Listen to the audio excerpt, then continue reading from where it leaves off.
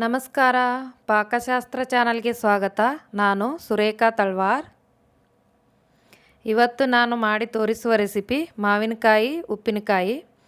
ಈಗ ಮಾವಿನಕಾಯಿ ಸೀಸನ್ ಇರೋದ್ರಿಂದ ಎಲ್ಲ ಕಡೆ ನಮಗೆ ಹಸಿರು ಮಾವಿನಕಾಯಿ ಸಿಗುತ್ತೆ. ಹಾಗಾಗಿ ಯಾವ್ಯಾವ ಥರದ ಅಡುಗೆ ಮಾಡ್ಕೋಬೇಕು, ಇದು ಒಳ್ಳೆಯ ಅವಕಾಶ. ಹಾಗಾಗಿ ಉಪ್ಪಿನಕಾಯಿ ವರ್ಷವಿಡೀ ಸ್ಟೋರ್ ಮಾಡಿ ಇಟ್ಕೋಬೋದು. ಮತ್ತು ನಾವೇ ಮನೆಯಲ್ಲಿ ಮಾಡಿ ತಿನ್ನೋದು ಇನ್ನೂ ಒಳ್ಳೆಯದು. ತುಂಬ ಈಸಿಯಾಗಿ ಉಪ್ಪಿನಕಾಯಿಗಳು ಮಾಡ್ಕೋಬೋದು. ಅದು ಹೇಗೆಲ್ಲ ಅಂತ ನೋಡ್ಕೊಳ್ಳೋಣ. ನಮ್ಮ ಚಾನಲ್ಗೆ ಸಬ್ಸ್ಕ್ರೈಬ್ ಮಾಡಿಲ್ಲ ಅಂದರೆ ಸಬ್ಸ್ಕ್ರೈಬ್ ಮಾಡಿ, ಪಕ್ಕದಲ್ಲಿರೋ ಬೆಲ್ ಐಕನ್ ಪ್ರೆಸ್ ಮಾಡಿ. ಉಪ್ಪಿನಕಾಯಿ ಮಾಡೋದಕ್ಕೆ ಬೇಕಾಗುವ ಸಾಮಗ್ರಿಗಳು: ಹೋಳಿರೋ ಮಾವಿನಕಾಯಿ ಒಂದು 5, ಉಪ್ಪು, ಖಾರ, ಬೆಳ್ಳುಳ್ಳಿ, ಕರಿಬೇವು, ಸಾಸಿವೆ, ಜೀರಿಗೆ, ಅರಿಶಿನ ಪುಡಿ, ಮೆಂತ್ಯ ಕಾಳು, ಬ್ಯಾಡಗೆ ಮೆಣಸಿನಕಾಯಿ, ಇಂಗು,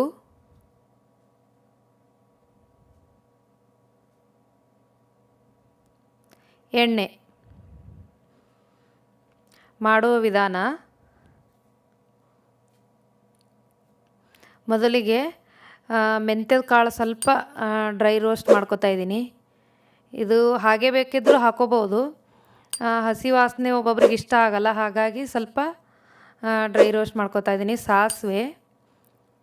ಸಾಸಿವೆ, ಜೀರಿಗೆ, ಮೆಂತ್ಯದ ಕಾಳು, ಬ್ಯಾಡಗೆ ಮೆಣಸಿನ್ಕಾಯಿ ಆಪ್ಷನಲ್ಲು. ಬೇಕು ಅಂದರೆ ನಾನು ಕಲರ್ಗೋಸ್ಕರ ಬ್ಯಾಡಗೆ ಮೆಣಸಿನ್ಕಾಯಿ ಯೂಸ್ ಮಾಡಿದ್ದೀನಿ. ಇಲ್ಲ ಬರೀ ಒಣ ಖಾರದ ಪುಡಿನೇ ಸಾಕು ಅಂದರೂ ಅದಷ್ಟಿದ್ರೂ ಹಾಕೋಬೋದು. ಇದು ಸ್ವಲ್ಪ ರೋಸ್ಟ್ ಮಾಡೋದ್ರಿಂದ ಟೇಸ್ಟ್ ತುಂಬ ಚೆನ್ನಾಗಿರುತ್ತೆ ಉಪ್ಪಿನಕಾಯಿದು. ಹಾಗಾಗಿ ನಾನು ಸ್ವಲ್ಪ ರೋಸ್ಟ್ ಮಾಡ್ಕೊತಾ ಇದ್ದೀನಿ. ತುಂಬ ಏನು ಹುರ್ಕೋಬೇಕಾಗಿಲ್ಲ. ಸಣ್ಣ ಉರಿಯಲ್ಲಿ ಒಂದು 3ರಿಂದ 4 ನಿಮಿಷ ಹುರ್ಕೊಂಡಿದ್ದೀನಿ ಇದನ್ನು. ಇದು ಮಿಕ್ಸಿಗೆ ಹಾಕೋತಾ ಇದ್ದೀನಿ. ಈಗ ಮಿಕ್ಸಿಗೆ ಹಾಕೊಂಡು ತೀರಾ ಪೌಡ್ರ್ ಏನು ಮಾಡಬೇಕಾಗಿಲ್ಲ, ಸ್ವಲ್ಪ ತರಿಯಾಗಿದ್ದರೂ ಆಗುತ್ತೆ. ಈಗ ಎಣ್ಣೆ ಕಾಸ್ಕೊತಾ ಇದ್ದೀನಿ. ಇದು ಕಾಸಿ ತಣ್ಣಗೆ ಮಾಡಿ ಯೂಸ್ ಮಾಡಬೇಕು. ಕರಿಬೇವು, ಸ್ವಲ್ಪ ಇಂಗು,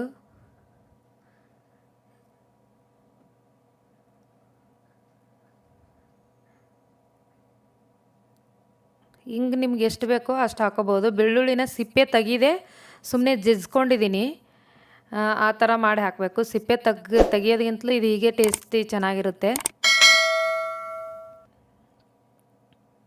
ಇದು ಸಣ್ಣ ಉರಿಯಲ್ಲಿ ಒಂದು 3-4 ನಿಮಿಷ ಹುರಿದು ಇದು ತಣ್ಣಗೆ ಮಾಡೋಕ್ಕೆ ಎತ್ತಿಡ್ತಿದ್ದೀನಿ. ಇದು ಬಿಸಿ ಹಾಕಲೇಬಾರದು ಉಪ್ಪಿನಕಾಯಿಗೆ. ಬಿಸಿ ಹಾಕಿದ್ರೆ ಉಪ್ಪಿನಕಾಯಿ ಎಲ್ಲ ಬೇಗ ಕೆಡೋ ಚಾನ್ಸಸ್ ಇರುತ್ತೆ. ಹಾಗಾಗಿ ಇದು ಸಣ್ಣ ಉರಿಯಲ್ಲಿ ಕಾಯಿಸ್ಕೊಂಡು ಎತ್ತಿಟ್ಕೋತಾ ಇದ್ದೀನಿ. ಈಗ ಉಪ್ಪಿನಕಾಯಿ ಕಲ್ಲುಪ್ಪು ಹಾಕಬೇಕು. ಪುಡಿ ಉಪ್ಪು ಹಾಕೋದ್ಕಿಂತಲೂ ಕಲ್ಲುಪ್ಪಿಗೆ ನೀರು ಚೆನ್ನಾಗಿ ಬಿಟ್ಕೊಳ್ಳುತ್ತೆ. ಹಾಗಾಗಿ ಕಲ್ಲುಪ್ಪು ಹಾಕ್ತಾಯಿದ್ದೀನಿ. ಖಾರ, ಅರಿಶಿಣದ ಪುಡಿ ಹಾಕೋತಾ ಇದ್ದೀನಿ. ಇದು ಸ್ವಲ್ಪ ಮೊದಲೇ ಮಿಕ್ಸ್ ಮಾಡಿ ಆಮೇಲೆ ಕಾಸಿರೋ ಎಣ್ಣೆ ಹಾಕಿದ್ರೆ ಒಳ್ಳೆಯದು. ಮೊದಲೇ ಎಣ್ಣೆ ಹಾಕ್ಕೊಂಬಿಟ್ರೆ ಅದು ಖಾರ ಉಪ್ಪು ಸರಿಯಾಗಿ ಅದಕ್ಕೆ ಹತ್ಕೊಳ್ಳಲ್ಲ. ಈಗ ಅದು ರುಬ್ಬಿರೋ ಮಸಾಲೆ ಹಾಕ್ತಾಯಿದ್ದೀನಿ. ಇದೆಲ್ಲ ಮಸಾಲೆ ಚೆನ್ನಾಗಿ ಮಿಕ್ಸ್ ಮಾಡಿ ಆಮೇಲೆ ಕಾಸಿರೋದು ಎಣ್ಣೆ, ಕರಿಬೇವು ಹಾಕ್ತಾಯಿದ್ದೀನಿ. ಇದಕ್ಕೆ ಪುಡಿ ಉಪ್ಪಿಗಿಂತಲೂ ಕಲ್ಲುಪ್ಪು ಹಾಕ್ಕೊಂಡ್ರೇ ಚೆನ್ನಾಗಿರುತ್ತೆ. ಯಾಕಂದರೆ ಅದು ನೀರು ಚೆನ್ನಾಗಿ ಬಿಟ್ಕೊಳ್ಳುತ್ತೆ ಕಲ್ಲುಪ್ಪು. ಹಾಗಾಗಿ ನಾನು ಕಲ್ಲುಪ್ಪು ಯೂಸ್ ಮಾಡ್ತಾಯಿದ್ದೀನಿ. ಇಲ್ಲಾಂದರೆ ಪುಡಿ ಉಪ್ಪು ಹಾಕೋಬೋದು. ಇದು ಕಾಸಿ ತಣ್ಣಗೆ ಮಾಡಿರೋದು ಎಣ್ಣೆ ಇದು. ಮತ್ತು ಮಾವಿನಕಾಯಿ ಎಳೆದು ತೊಗೋಬಾರ್ದು. ತುಂಬ ಎಳೆದು ತೊಗೊಂಡ್ರೂ ಹಾಳಾಗುತ್ತೆ. ಮತ್ತು ಸ್ವಲ್ಪ ಹಣ್ಣಾಗೋ ಥರದ್ದು ಮಾವಿನಕಾಯಿ ತೊಗೊಂಡ್ರೂ ಹಾಳಾಗುತ್ತೆ. ಇದೊಂದು ವಾಟೆ ಸ್ವಲ್ಪ ಗಟ್ಟಿಯಾಗಿರುತ್ತೆ ನೋಡಿ, ಆ ಥರದ್ದು ತೊಗೊಂಡ್ರೆ ಉಪ್ಪಿನಕಾಯಿ ಚೆನ್ನಾಗಿರುತ್ತೆ. 1 ವರ್ಷದವರೆಗೂ ಹಾಳಾಗಲ್ಲ. ಮತ್ತು ಮಾವಿನಕಾಯಿ ಕೆಡಬಾರ್ದು ಅಂದರೆ ಜಾಸ್ತಿ ಸ್ವಲ್ಪ ಎಣ್ಣೆ, ಉಪ್ಪು ಈ ಎರಡರ ಪ್ರಮಾಣ ಸ್ವಲ್ಪ ಜಾಸ್ತಿ ಇದ್ದರೆ ಉಪ್ಪಿನಕಾಯಿ ಕೆಡಲ್ಲ. ಇದು ಚೆನ್ನಾಗಿ ಮಿಕ್ಸ್ ಮಾಡ್ತಾಯಿದ್ದೀನಿ. ಇವಾಗೆಲ್ಲ ಮಸಾಲೆ ಎಲ್ಲದಕ್ಕೂ ಹತ್ತಿದೆ.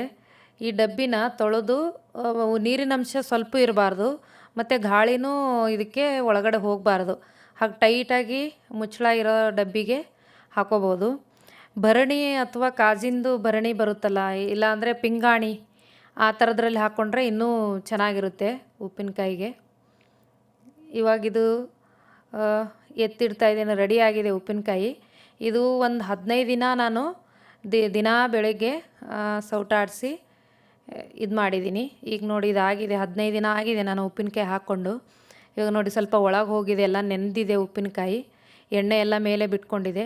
ಚೆನ್ನಾಗಾಗಿದೆ ನೋಡಿ, ಎಷ್ಟು ಚೆನ್ನಾಗಿ ಬಂದಿದೆ ಉಪ್ಪಿನಕಾಯಿ.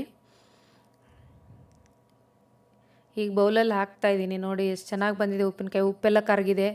ಆಮೇಲೆ ಎಣ್ಣೆ ಮೇಲೆ ಬಿಟ್ಕೊಂಡ್ರೆ ಉಪ್ಪಿನಕಾಯಿ ಸ್ವಲ್ಪ ಎಲ್ಲ ಮೆತ್ತಗಾಗಿದೆ ಅಂತ, ತಿನ್ನೋಕೆ ರೆಡಿ ಆಗಿದೆ ಅಂತ. ನೋಡಿ ಎಷ್ಟು ಚೆನ್ನಾಗಿ ಬಂದಿದೆ. ನೀವು ಕೂಡ ಮನೇಲಿ ಟ್ರೈ ಮಾಡ್ಬೋದು, ತುಂಬ ಚೆನ್ನಾಗಿದೆ. 1 ವರ್ಷದವರೆಗೂ ಇಟ್ಟರು ಹಾಳಾಗಲ್ಲ. ಎಣ್ಣೆ ಪ್ರಮಾಣ ಸ್ವಲ್ಪ ಜಾಸ್ತಿ ಹಾಕ್ಕೊಂಡ್ರೆ ಉಪ್ಪಿನಕಾಯಿ 1 ವರ್ಷದವರೆಗೂ ಸ್ಟೋರ್ ಮಾಡ್ಕೋಬೋದು. ನನ್ನ ಅಡುಗೆ ನಿಮಗೆ ಇಷ್ಟವಾದರೆ ಲೈಕ್ ಮಾಡಿ, ಶೇರ್ ಮಾಡಿ, ಸಬ್ಸ್ಕ್ರೈಬ್ ಮಾಡಿ, ಪಕ್ಕದಲ್ಲಿರೋ ಬೆಲ್ ಐಕನ್ ಪ್ರೆಸ್ ಮಾಡಿ. ಧನ್ಯವಾದಗಳು.